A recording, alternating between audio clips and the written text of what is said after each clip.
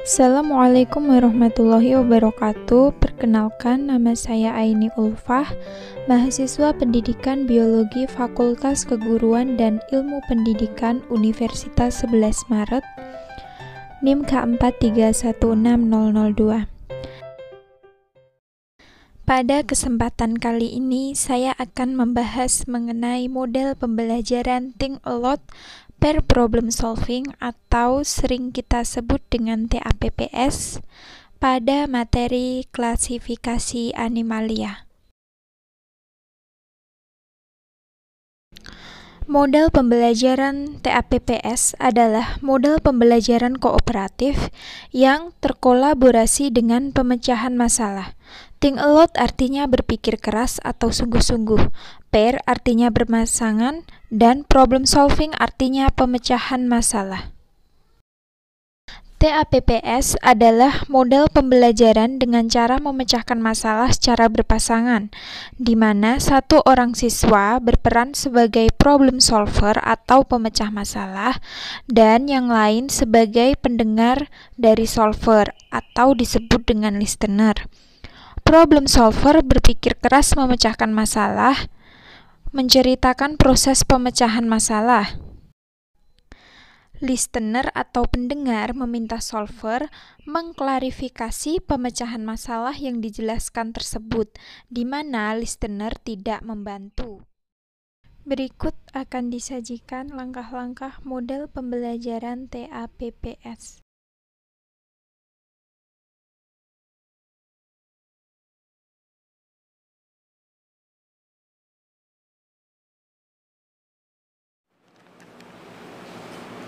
Assalamualaikum warahmatullahi wabarakatuh. Waalaikumsalam warahmatullahi wabarakatuh. Bagaimana kabarnya hari ini anak-anak? Alhamdulillah sehat. Alhamdulillah. Oke, sebelum memulai pembelajaran pada pagi hari ini, silakan salah satu memimpin doa. Silakan Dek Nanda untuk memimpin doa. Selamat berdoa. Untuk mengalih pelajaran pada pagi hari ini, mari kita berdoa kepada Tuhan yang Maha Kuasa. Saya berdoa dulu.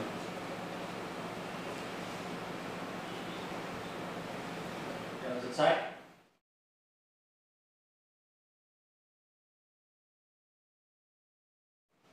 Oke, kita pada pertemuan sebelumnya sudah mempelajari mengenai apa ya? Tumbuhan. Kingdom plantae. Ya, tumbuhan atau kingdom plantae. Sekarang Ibu mau tanya kembali, apakah kalian pernah ke kebun binatang? Pernah dulu. Penjuru saya dulu. Iya, penjuru Gembira Loko. Gembira Loko. Iya, semuanya adalah kebun binatang ya.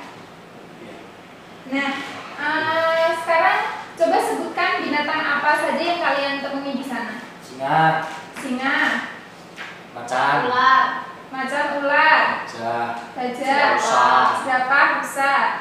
Nah, kalau jerapah dan rusa itu makanannya apa ya kira-kira? Daun. Iya.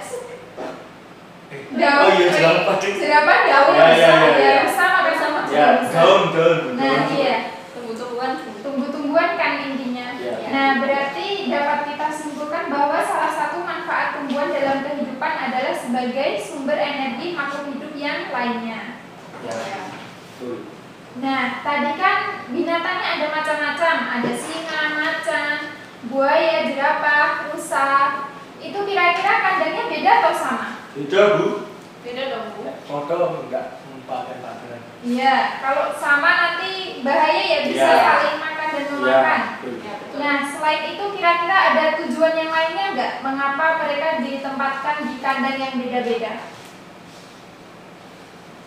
Apa ya? Iya, belum tahu ya? Belum. Oke, jadi karena kalian belum tahu, kita coba cari bersama-sama ya pada pertemuan kali ini. Ya, Bu. Iya, oke.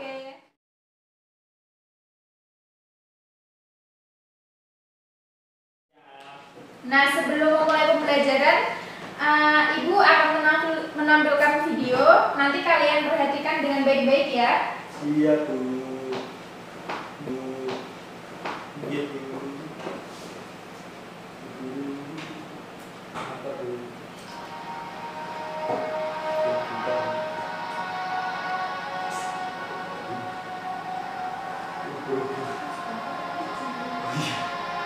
Nopo nih, cacing. Pura-pura bunyi. Bisa.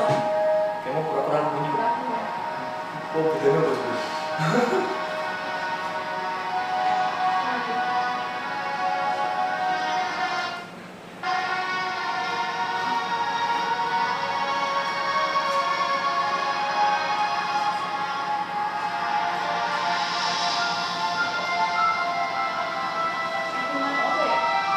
Pret.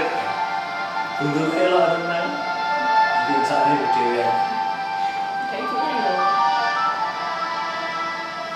Ibu dewe. Istri dulu. Ibu. Kalau istri kan. Saat itu. Dia Zebra. Dek. Mulai. Aku cinta.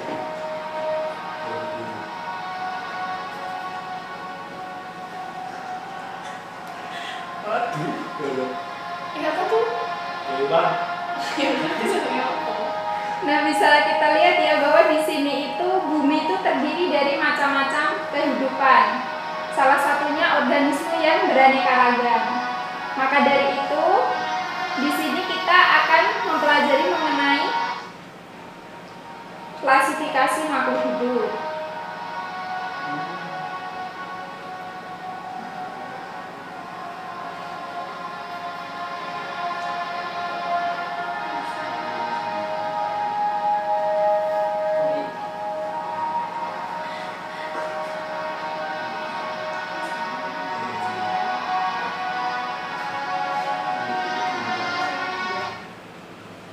Nah, bisa dilihat ya, dulu klasifikasi itu sebetulnya ada bermacam-macam, bermula dari sistem klasifikasi dua kingdom yang pada awalnya mengklasifikasikan makhluk hidup menjadi animalia atau hewan dan vegetabilia. Kemudian berkembang menjadi klasifikasi tiga kingdom.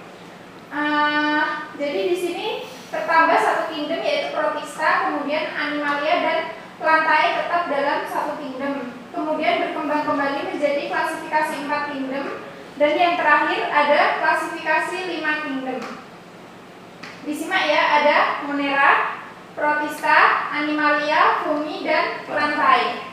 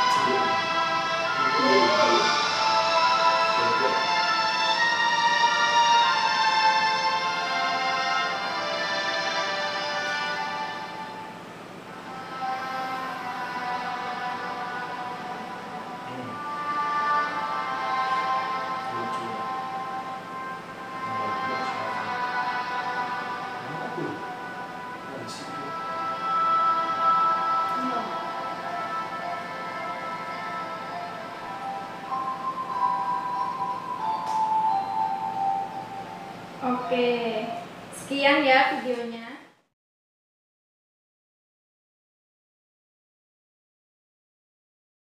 Nah, dari video ini kita dapat mengambil beberapa kesimpulan bahwa tujuan pembelajaran kita hari ini ada 4, yaitu yang pertama, dicatat ya anak-anak, Ibu. Iya. membedakan makhluk hidup dalam 5 kingdom. Yang kedua, mengidentifikasi makhluk hidup dalam 5 kingdom. Yang ketiga, menganalisis keunggulan sistem klasifikasi 5 kingdom Whittaker dalam pengelompokan makhluk hidup.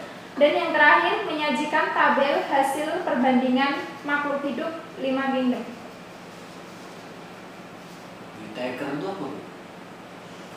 Whittaker ini dia adalah ilmuwan yang menemukan klasifikasi 5 kingdom. Orang. Iya.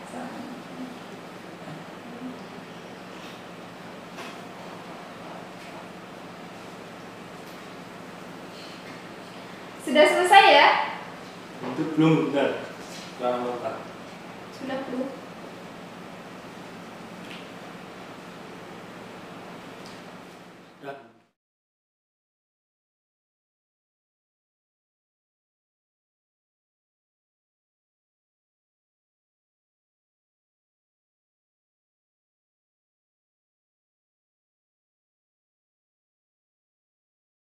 Oke.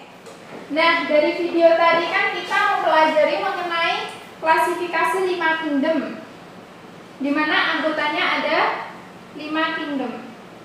Coba disebutkan satu-satu. Yang pertama sudah Ibu tuliskan, ada Monera. Yang kedua ada Protista. Iya. Iya. Yang ketiga, Fungi. Fungi. Jamur.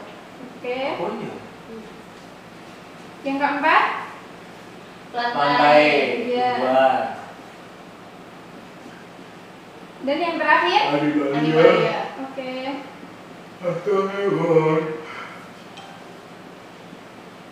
Nah, sekarang akan kita bedah satu-satu mengenai ciri-ciri dan karakteristik masing-masing kingdom.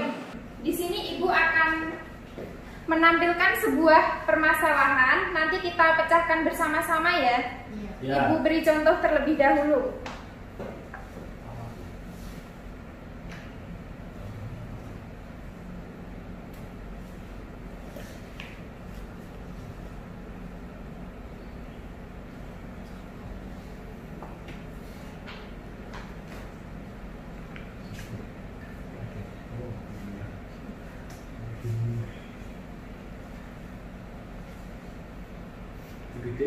Kelihatan.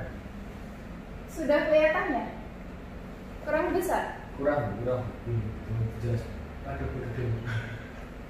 Sudah ya? Ya, Bu. Oke. Jadi di sini Ibu memberi gambar. Ini perwakilan dari masing-masing kingdomnya.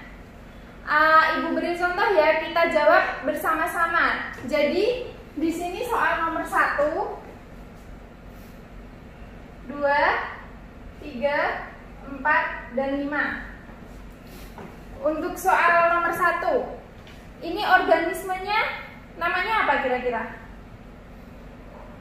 Bakteri. Iya, bakteri ya. Pintar. Oke, nanti Ibu beri 1 poin ya. Alhamdulillah. Bakteri, jadi dia namanya adalah Bacillus sp. Karena bentuknya basil ya, bisa dilihat ya, seperti batang.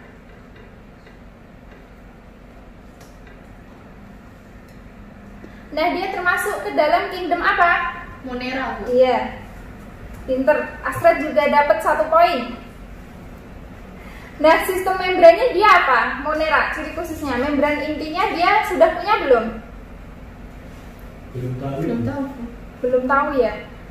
Iya, ini Ibu beri contoh dulu, nanti kalian cari definisinya ya. Iya, Jadi Bu. dia itu prokariotik. Apa ya prokariotik kira-kira? Baru dengar. Iya, nanti dicari dulu ya. Siap. Nah, selnya kalau bentuknya seperti ini, kira-kira dia unisel atau multiseluler? Unisel, Bu. Iya, betul. Uniseluler. Pintar. Iya dong. Struktur dinding selnya dia tersusun atas, kalau bakteri, peptid. Glikan. Iya.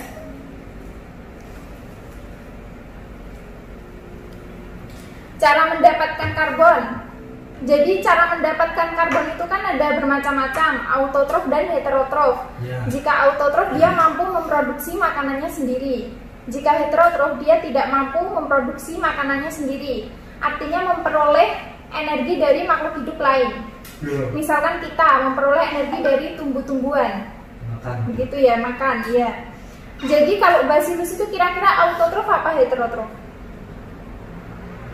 Misal Ibu beri contoh Bacillus anthracis, dia penyebab penyakit antraks.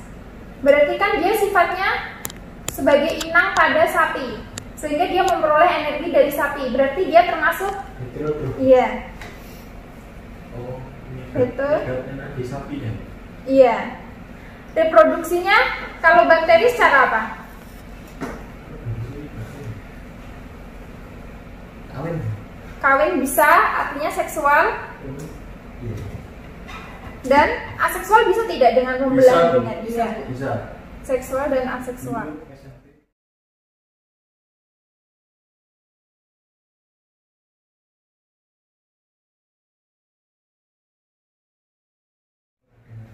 Oke, tadi kita sudah bersama-sama membahas soal nomor 1. Nah, sekarang masih tersisa 4 soal. Ibu akan bagi kalian menjadi 2 kelompok, yaitu kelompok Astrid dan kelompok Nanda. Untuk pembagian tugasnya akan Ibu tuliskan di sini ya. Ya Bu, siap. Siap. Astrid ya Bu. Saya kira mau nulis Asia. Nah, untuk nomor 2, Astrid akan berperan sebagai problem solver.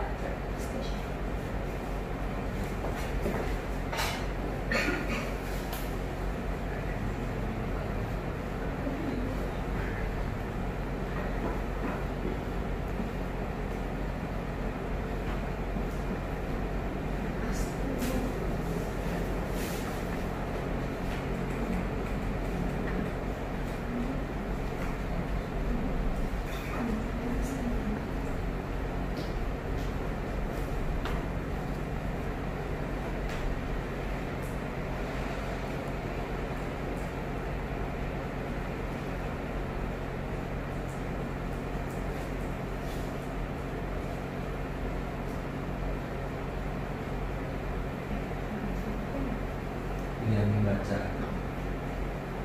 Aku yang pilih.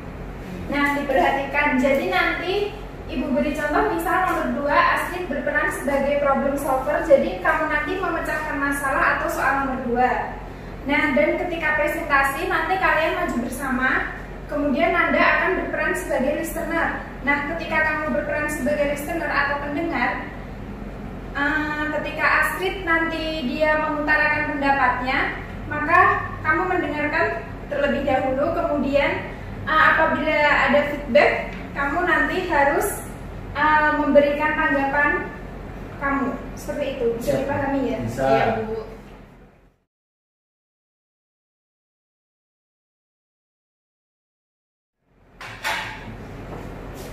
Untuk soalnya akan Ibu bagikan. Ini untuk Nanda dan ini untuk Astrid. Itu apa? Boleh sumber literaturnya bisa HP, buku paket kalian ataupun buku LKS. Saya. Ini dia apa? Kalau di rumah saya Mas. Kan ada berarti. Berarti apa?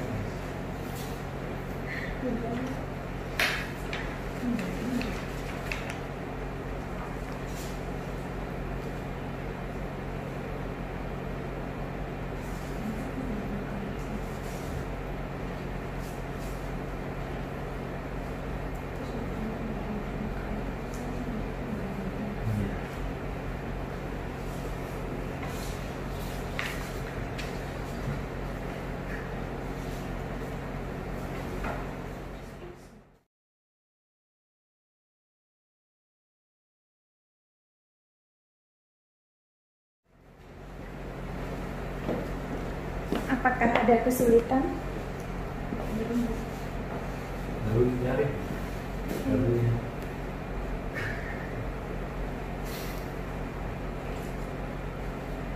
Kok gampang ya dia? Di Google ada semua ini. Kamu harus memberikan istilah-istilah biologisnya ya. Oh, Jangan hanya pengertian secara Indonesianya saja.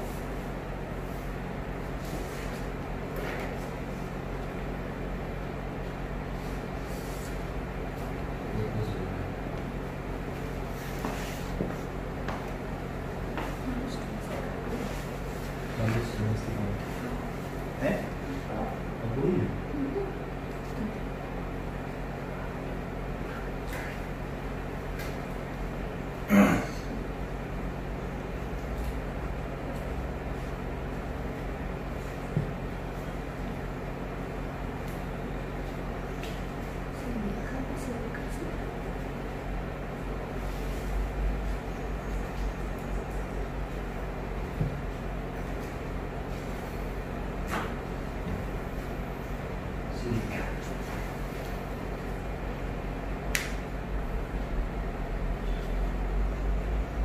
Kitin itu apa, Bu?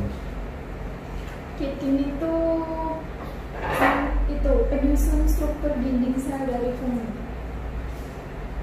Untuk lebih jelasnya penyusunnya apa aja kamu bisa cari terlebih dahulu ya. Iya.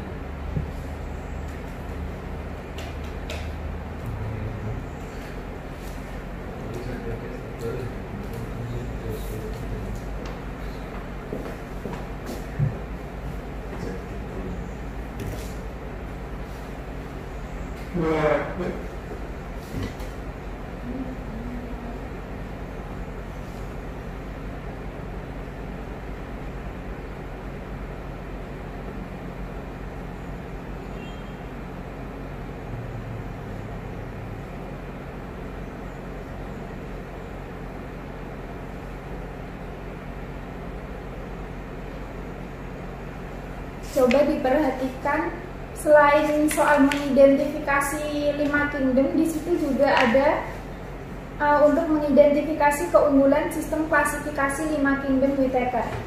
Nah, itu nanti masing-masing dari kalian memberi 3 contoh ya. Iya Bu. Iya.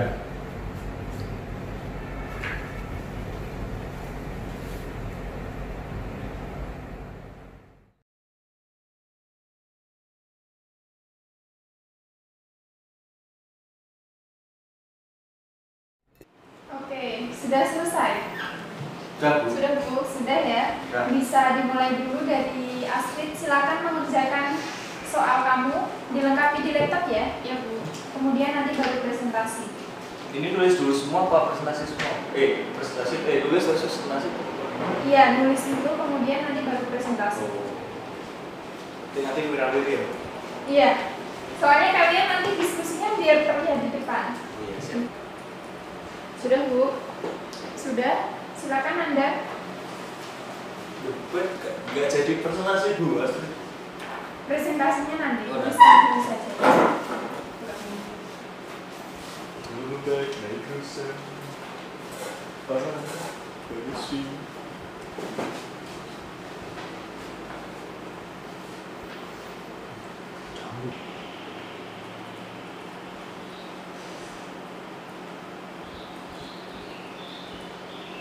Sudah, Bu.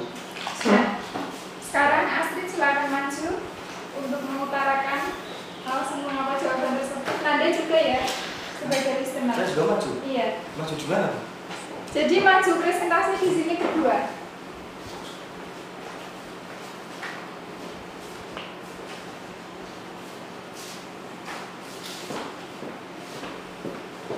Nah, jadi di sini saya akan menyampaikan pembahasan yang nomor 2. Yang nomor 2 ini merupakan nama organismenya adalah Corallina sp. Dia termasuk dalam kingdom Protista.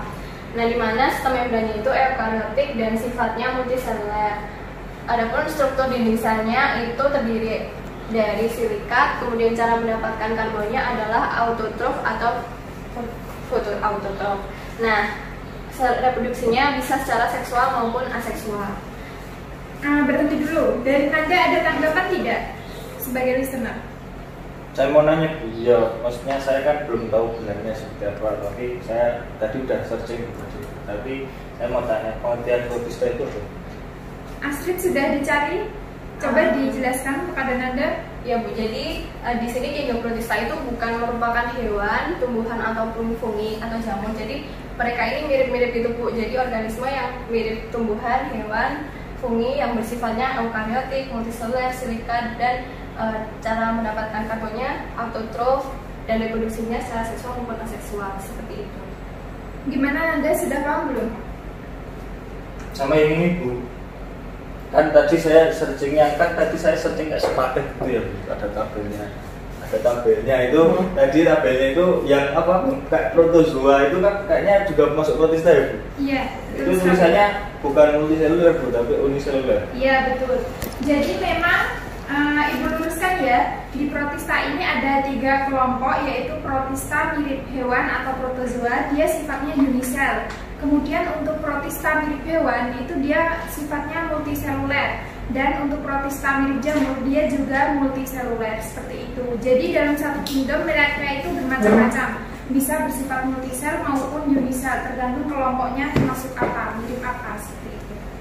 Iya. Berarti ini bisa multiseluler, bisa Iya, uniseluler, iya dibetulkan. Saya bener kan ya? Iya.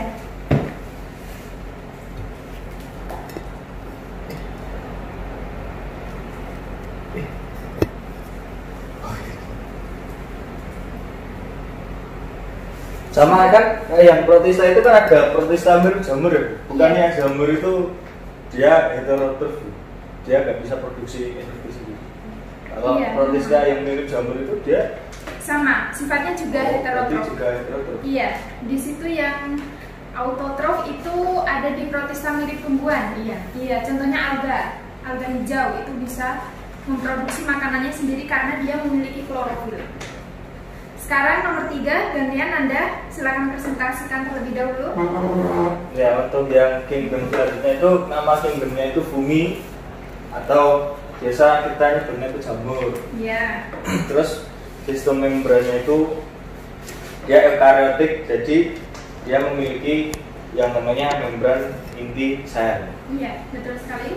Terus apa? Jumlah sel.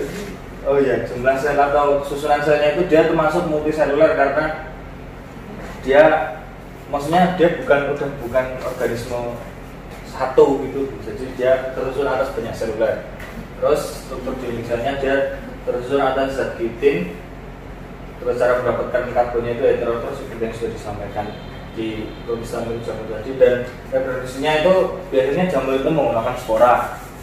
Dan biasanya kalau yang jamur kuping itu sporanya di bawahnya payung. Kok kuping? Jamur yang payung itu loh, bukan biasanya sporanya ada di bawahnya. Iya, betul sekali. Jadi biar nggak bau santan. Terus reproduksinya spora aseksual dan ada yang aseksual juga. Oke. Bagaimana Astrid, ada tanggapan? Menurut saya sudah benar Bu. Saya hanya mau menambahkan nama dari organismenya. Ini itu adalah merupakan jamur Pleurotus ostreatus. Iya, betul sekali. Nama latinnya adalah Pleurotus ostreatus. Ini Atau jamur. Indonesianya jamur tiram. Biasanya yang kita makan, iya, di oseng itu loh. Iya. Kalau yang jamur crispy itu segini. Iya. Oh. Yang dikasih tepung itu kan biasanya. Ya, itu juga jamur, itu namanya jamur tiram. Jamur tiram. Saya kira jamur Pleurotus. kuping. Bukan, beda lagi. Kalau itu biasanya bisa buat sop ya. Iya Bu. Iya. Yang kecil-kecil teman. Selanjutnya nomor 4, silakan Astrid. Saya lanjut ya Bu. Yang nomor 4 itu nama kingdomnya adalah kingdom Plantae. Sistem membrannya dia eukariotik karena sudah memiliki membran inti. Kemudian bersifat multiseluler karena terdiri dari multi itu lebih dari satu sel, jadi dia multiseluler. Kemudian struktur dinding selnya tersusun atas selulosa. Kemudian cara mendapatkan karbonnya secara autotrof atau fotoautotrof, dan reproduksinya secara seksual dan aseksual. Bagaimana Nanda? Ada pertanyaan? Ada Bu, ini maksudnya aseksual yang di Plantae itu maksudnya gimana kan? Kan kalau nggak salah, iya tadi saya tahunya kalau Plantae itu kan dia bisa berkembang biaknya kayak yang benang sari bertemu putih itu tebu nanti. Iya, itu yang secara seksual ya. Ya, kalau yang seksual ini saya belum pernah dengar. Gimana Astrid? Kalau aseksual kira-kira dengan apa pada tumbuhan? Saya juga bingung Bu. Saya kan tadi nyari secara seksual dan aseksual. Kalau yang seksual itu kan bisa spora tadi, benar kata Nanda, penyatuan gamit jantan dan betina. Terus yang aseksualnya saya belum ngerti. Saya masih bingung sebenarnya. Jadi saya pengen tanya ke Ibu. Nah, jadi kalau secara aseksual itu biasanya secara vegetatif. Kalian pernah lihat mangga? Iya. Iya, itu kan pada batangnya biasanya kayak ada plastik yang diisi tanah itu Ya. kan. Nah, itu cangkok. Nah, itu salah satu reproduksi. Jadi kayak stek aseksual. teman-teman. Iya, stek Oh, juga iya. bisa. Tembakan gitu. Iya. Gitu. Berarti macam-macam ya Bu yang aseksual. Macam-macam. Sebetulnya yang secara alami juga ada rhizoma. Pernah dengar? Enggak. Rhizoma itu yang pada jaya-jaya ada, ziniber.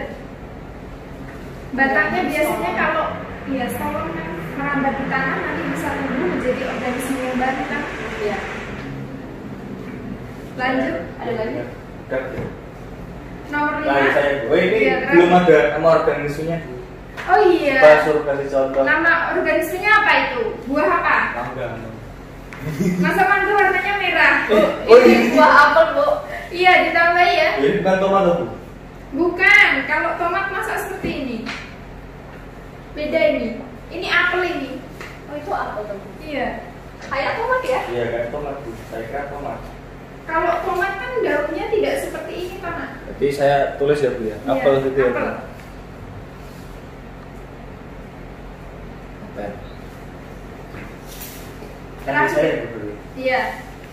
Nah, terus lanjut yang terakhir yaitu kingdomnya Animalia. Saya ini hewannya kucing namanya. Iya. Lucu banget. Iya. Imut ya? Iya. Imbul. Terus sistem membrannya dia sama eukariotik karena dia memiliki membran ini sel. Terus organisme selulernya dia multiseluler karena dia merupakan organisme yang kompleks, jadi dia memiliki banyak sel. Terus struktur dinding selnya dia tidak punya karena saya nggak tahu kenapa kok hewan itu tidak punya dinding sel. Lanjut dulu. Ya, terus cara mendapatkan karbonnya dia heterotrof karena seperti yang sudah dijelaskan Bu Guru, heterotrof itu dia nggak bisa memproduksi energi sendiri, jadi dia mendapatkan energi dari organisme yang lain kayak makan. Kucing itu makan daging, ya kan ada yang bilang makan tulang atau makan daging. Terus fertilisasinya ada yang secara internal dan secara eksternal. Kalau misalnya yang kucing ini dia fertilisasinya internal ya Bu? Iya, betul. Ya. Sudah dari Astrid ada tanggapan atau pertanyaan? Saya mau tanya aja Bu, fertilisasi internal dan eksternalnya. Kalau yang seksual itu kan yang fertilisasi internal ya? Iya. Semua fertilisasi itu ya. Seksual. Iya. Ya. Kalau yang aseksual? Ada Bu yang seksual Bu. Ada dong. Coba apa? Pada hewan yang aseksual apa? Nggak tahu, Nggak makanya tahu. saya Nana nanya. juga nggak tahu. Nggak tahu. Aku juga nggak. Pernah lihat planaria? Enggak. Planaria cacing. Oh iya cacing tuh. Iya, cacing Yang putih bisa itu. membelah itu ya Bu? Iya, itu kan Oh kalau itu membelah maksudnya diri itu hewan kan. Bu. Iya dong, itu maksudnya hewan. Nanti akan kita pelajari pada pertemuan berikutnya di Kingdom Animalia. Oh. Apa ya kira-kira itu perkembangbiakannya? Membelah diri kan? Iya. Nah, apa itu prosesnya seperti apa nanti akan kita pelajari secara lebih lanjut. Ya Bu. Dan cukup ya. Iya. Selanjutnya berarti untuk keunggulannya, kalau kita mengklasifikasikan seperti ini kira-kira apa? Masing-masing 3 ya? Ya Bu, mulai dari saya Bu. Iya. Yang pertama, sistem klasifikasi yang menurut Whittaker ini dia lebih alami dan lebih ilmiah karena dia lebih terkategorikan dan lebih dikelompokkan ke dalam susunan yang rapi gitu ya. Yang kedua, ini adalah sistem yang paling diterima pada klasifikasi modern sebagai kelompok yang berbeda dari hewan yang ditempatkan secara filogenetik. Filogenetik itu berdasarkan keturunan-keturunan gitu ya. Iya, keturunan nenek Iya. moyang, kemudian selanjutnya. Iya. Terus selanjutnya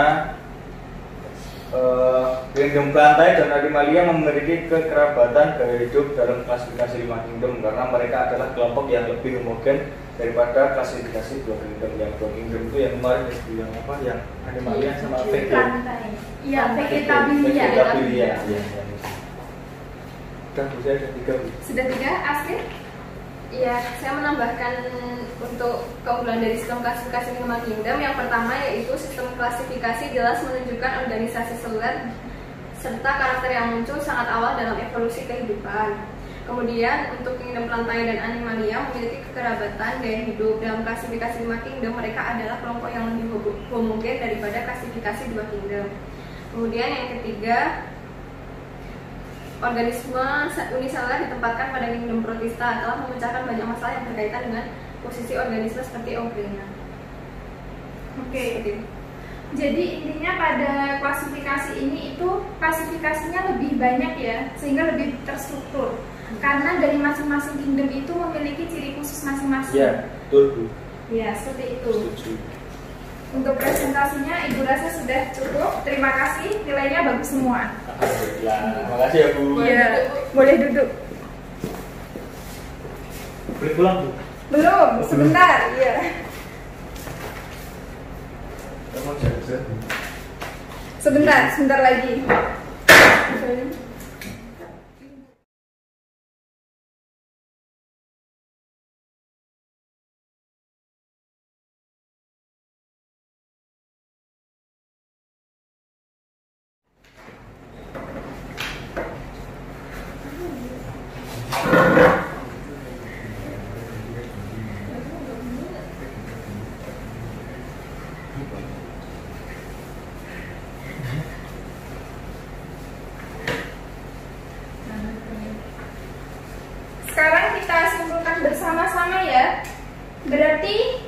dalam klasifikasi Whittaker?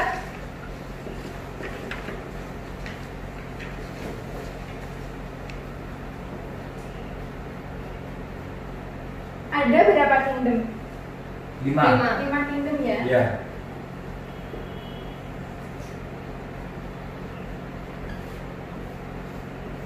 Apa saja? Monera. Kemudian Batista. Jamur, fungi. Plantae.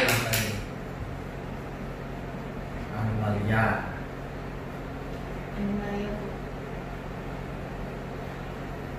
Nah, dari kelima ini dia dibedakan menurut beberapa segi, yaitu sistem membran, penyusunnya, struktur dinding sel, reproduksi, dan cara hidupnya.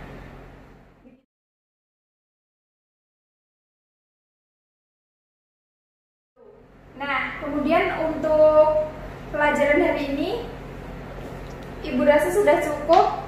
Kemudian tadi kan masih ada pertanyaan ya, masih ingat nggak?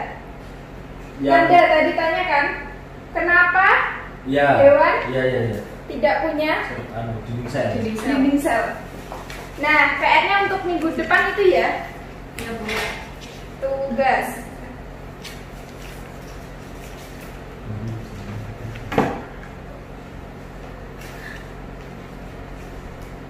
Jadi PR Bu malam Bu tahu Bu. Ya PR biar kalian belajar. Ya Allah Bu. Kami udah banyak PR Bu. Satu aja kok. Dinding sel. Nah, PR-nya ini.